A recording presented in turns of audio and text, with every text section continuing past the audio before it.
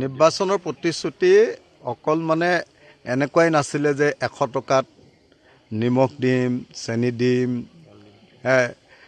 কি কয় আপোনাৰ তেল দালি দিম, লগতে কৈছিলে যে একদম মিঠাতেলো দিম দেই বুলি কৈছিলে। মিঠাতেলো দিম দেই বুলি কৈছিলে দাদাই বাৰু। এতিয়া মিঠাতেলটো বাদ দিয়ক, চেনিকণ, নিমখকণ আৰু দালিকণো এতিয়া বন্ধ হৈ গ'ল। তাৰমানে সেইকাৰণে বুজি পাব লাগিব, ৰাজনীতি কৰা মানুহবিলাকৰ এই 2 নম্বৰী কথাবিলাক পুৰে বুজি পাব লাগিব মানুহে। অসমৰ মানুহে, অসমৰ মহিলাসকলে বিশেষকৈ সেই সময়ত অকল মামা মামা মামা মামা চিঞৰি মামাই সোধে আপোনালোকক আৰু কি লাগিব? এই মিঠাতেল লাগিব, মিঠাতেল লাগিব মামা। এতিয়া মিঠাতেল ক'ত? দালিয়ে বন্ধ হ'ল।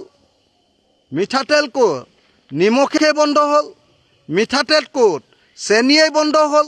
তো গতিকে মই এই মুহূৰ্তত ৰাইজৰ দলৰ সভাপতি আৰু শিৱসাগৰ সমষ্টিৰ বিধায়ক হিচাপে দাবী উত্থাপন কৰিছোঁ যে আপুনি বিনামূলীয়াকৈ 3টা বস্তু দি আছিলে, এই 3টা বস্তু দিব লাগিব।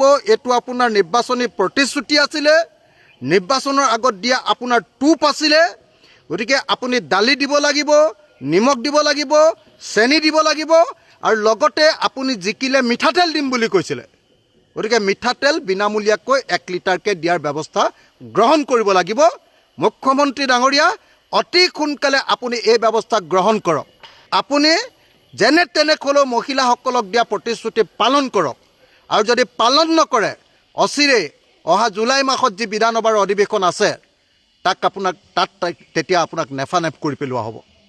আপোনাক সমালোচনাৰে থকা সৰকা কৰি পেলোৱা হ'ব। আপোনাক জবাবদিহি কৰা হ'ব। আপোনাক কান্দিবলৈ বাধ্য কৰোৱা হ'ব।